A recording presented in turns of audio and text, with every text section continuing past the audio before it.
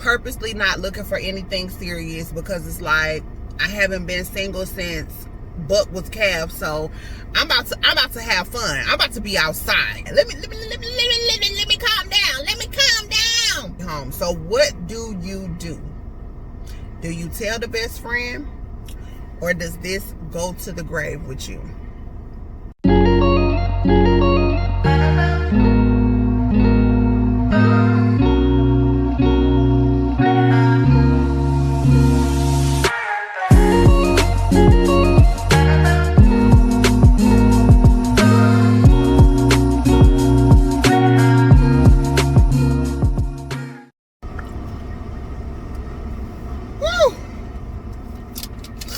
Hey y'all, let me check my teeth right quick.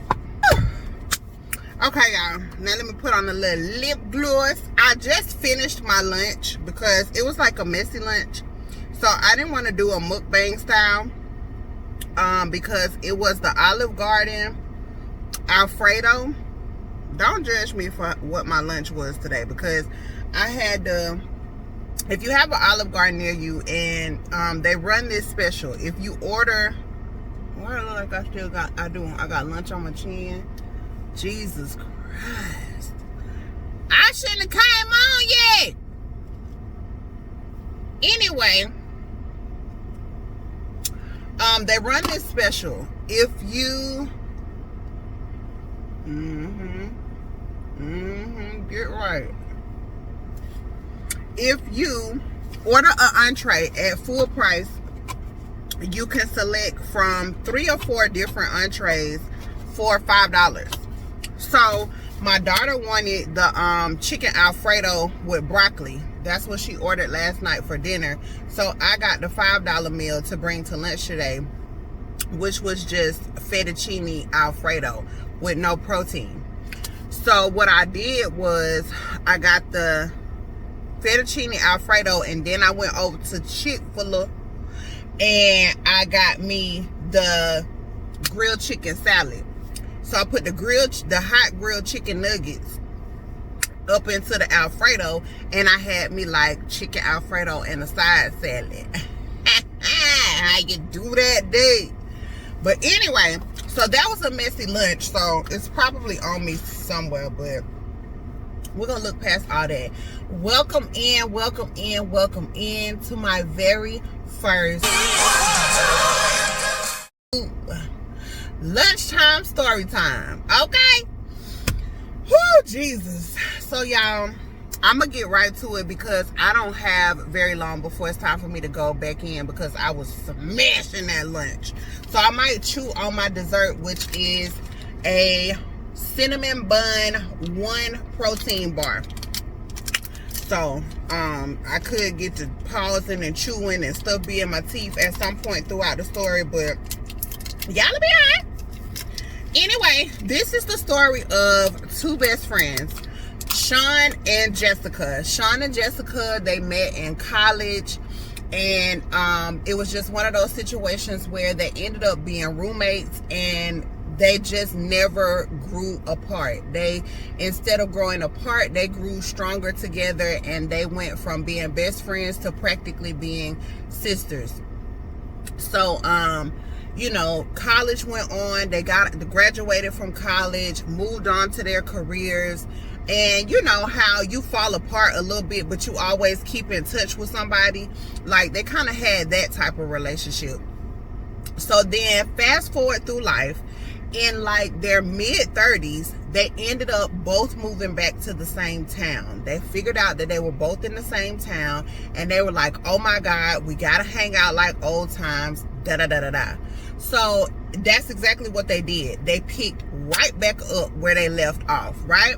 So the situation was, at this point in life, Sean was a homeowner, but she had no kids, but she was in a long-term relationship. She had been in a long-term relationship for the past 8 years, her and her man, Larry.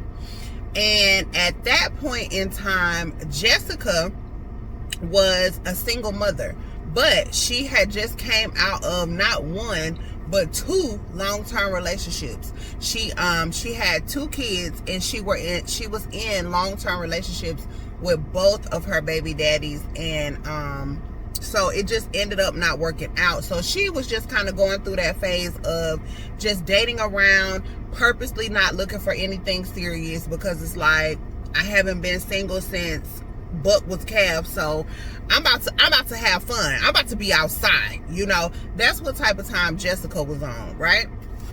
So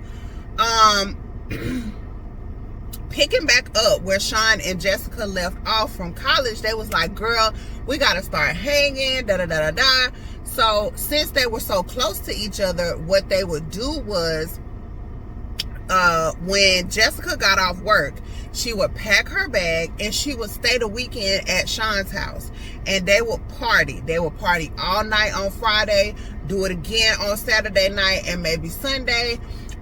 You know, even though it was Sean's house, Jessica might just cook Sunday dinner and chill out over there with them, or might be opposite. Sean might cook, but they really didn't go out, but they were still amongst each other's presence. You know what I mean? So yeah, that's what they did. So this weekend was no different than any other weekend. They have been doing this for over a year now, just hanging. Sean wasn't tired of Jessica, Jessica wasn't tired of Sean. Now, and Jessica was still in the party girl phase. You know what I mean? She was still dating around, still not taking nobody serious. She might see you in the club if you look like something that she want to take home, or something that she want to take in the back seat. That's what she's gonna do, because, you know, I'm having a good time, and that's it. I'm not trying to be tied down to nothing. So that's how it was. Now, this particular Friday night, they went out. Oh, and the part that I'm leaving out is, a lot of times when Sean and Jessica went out, Larry would go out with them as well. He would ride with them, and he would just call his homeboys and have them meet him there at the club, or he would just chill by himself.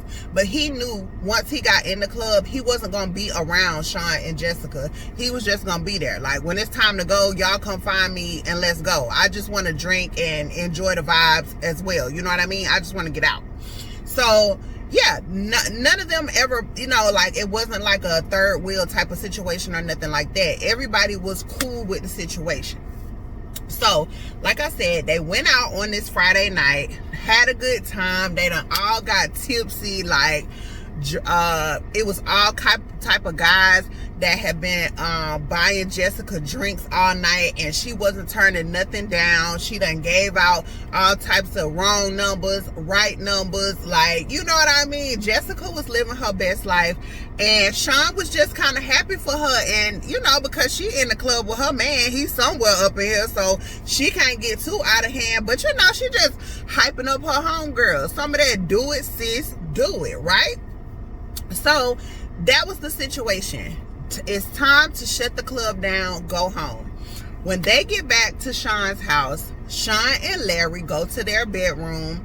When they shut the door, I don't know what went on. I don't know if clothes went to flying and they went to tearing each other up. I don't know if they got drunk and fell asleep somewhere between the bed and the bathroom. I don't know. But that's what happened. Sean and Larry shut their door, and that was it. They were never to be heard of for the rest of the night. Jessica kept the clothes that she had on from the club. She went over to the sofa and she laid down. There was a blanket on the back of the sofa, but she was so drunk and hot at that time, she wasn't studying it, right? So she was just laying there in whatever she had on the sofa. So she basically just went to sleep, right? So Saturday morning, Sean was the first person to wake up. So Sean gets up and, you know, she shakes Jessica a little bit, and she like, because at this time it's like 11:30 going on 12 o'clock. And she was like, bitch, I'm up, I'm hungry, I'm about to run to the grocery store and get us some stuff for us to have a late breakfast. I'm gonna cook us a late breakfast. Jessica is looking at her with one eye open because at this point now she has a hangover. She's still slightly tipsy. And she just like, look, I'm not in no mood to ride with you to no grocery store right now. But if you just want to give me just a little bit, I can get myself together. And Sean was like, no, girl, I'm not asking you to go with me. I'm just telling you in case you get up and you can't find me. Like, I'm about to go to the grocery store and get us some stuff to make breakfast. So she was like, oh, okay, cool. So Sean proceeds out the door. Jessica, at this point, has turned her back and went back to sleep because she's not ready to start her day. So, she's been asleep now for about another 20 minutes when all of a sudden she feels something rubbing her thigh.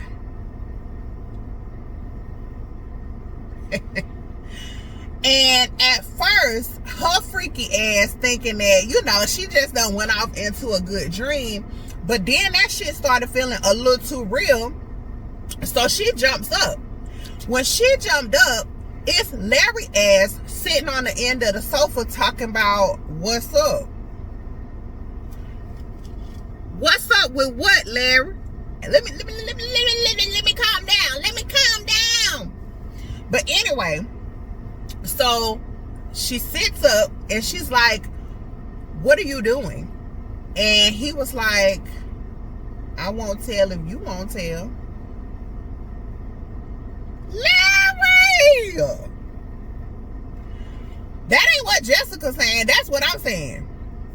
But anyway, so he says, I won't tell if you won't tell.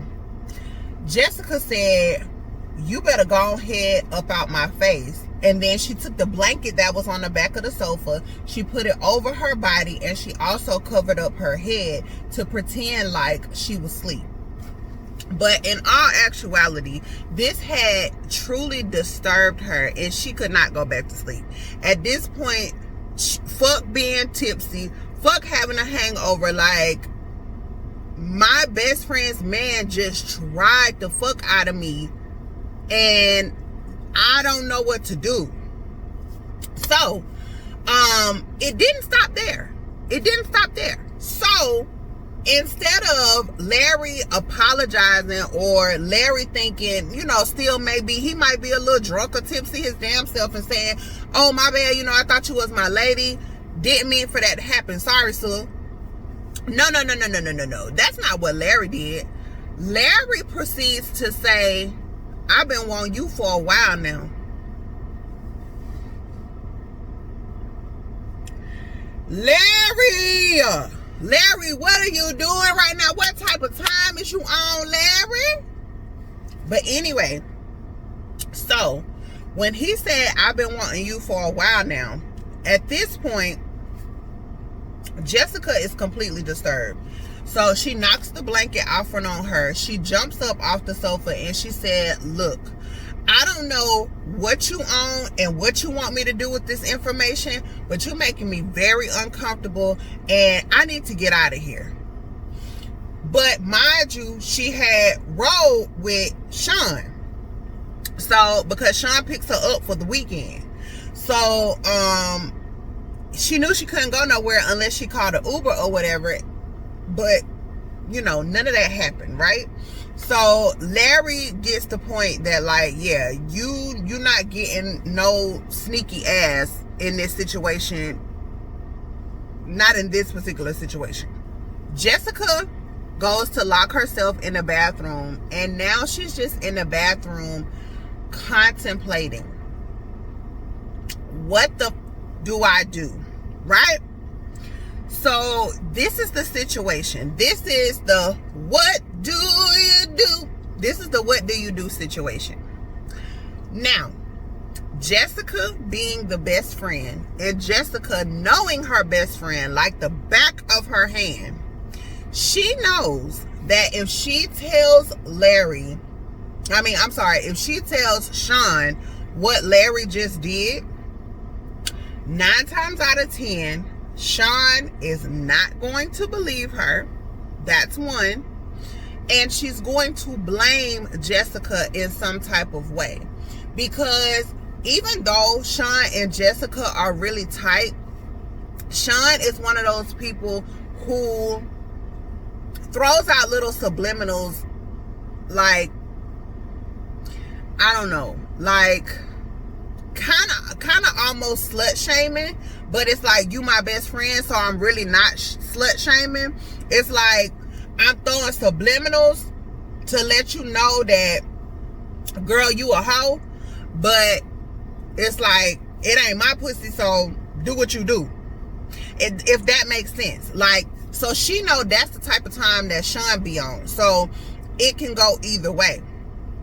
But on the other end of that coin, Sean can believe everything that's coming out of her mouth, and now you have potentially ruined an 8-year relationship and nothing ever happened between you and Larry.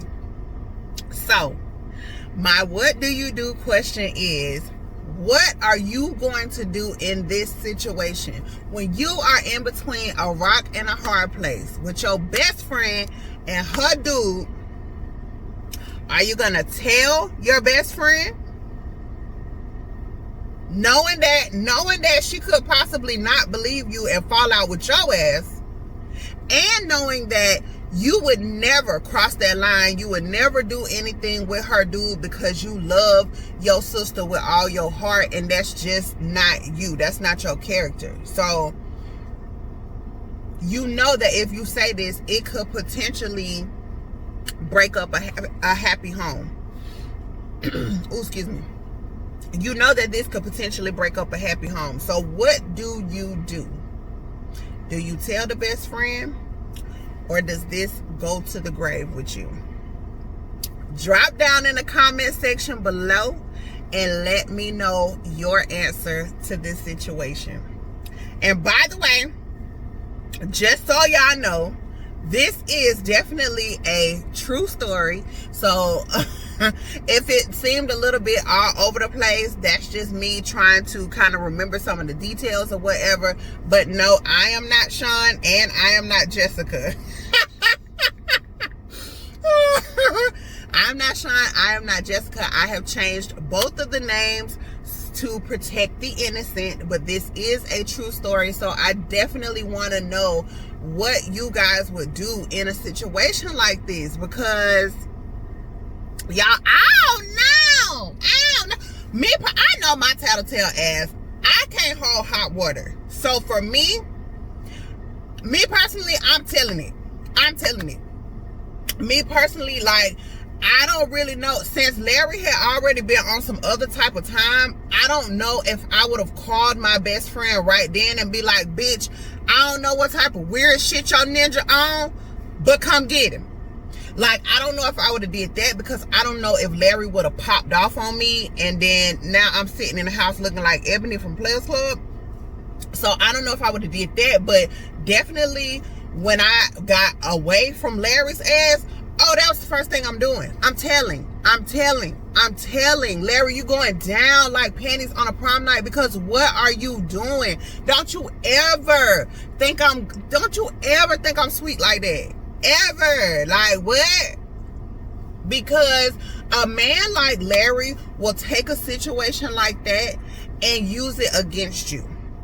So when Sean and Larry get into an argument, when Sean and Larry have Mad Day, and some kind of way Jessica's name gets intertwined in that, please believe the first thing Larry's gonna say is, well, that's why I could have, Joe homegirl, that day you went to the grocery store to make breakfast. Yeah, ask her what happened. And now Sean is looking at you like, girl, all this popped off way back then and you ain't told me nothing. Oh yeah, no. My BFF would never have that type of opportunity. Never. No, I'm telling. But the real person in this story, she did not tell. And me and her had a very, very long talk, because I really had to understand where her mind was with the not telling. And after explanation, I did understand her point. So I know that this situation is different for everybody. So that's why I want to know. What do you do in this situation when you're already painted as the promiscuous girl, and now you've been put in a promiscuous situation? Do you tell, or do you go to your grave with it? I hope that you all enjoyed this lunchtime story time. What do you do? This was volume 1. If you want more story times, all you got to do is drop down in the comment section below. Matter of fact, you ain't even got to do that. If you want more of these lunchtime story times, all you got to do is hit that like button and find one person to share this video with. And I'll get it popping. We can do this every week. You know what I'm talking about? Because I got some stories for y'all. Okay? That was just a light one. So anyway, thank you so much for watching this video. If you liked anything about this video, make sure you hit the like button. If you like anything about your girl P Hope, then make sure you subscribe to the channel. And other than that, you already know I want you to be happy, be healthy, be safe. This is your girl P Hope, and I will catch you in the next video. Bye, guys. See what this one boy talking about.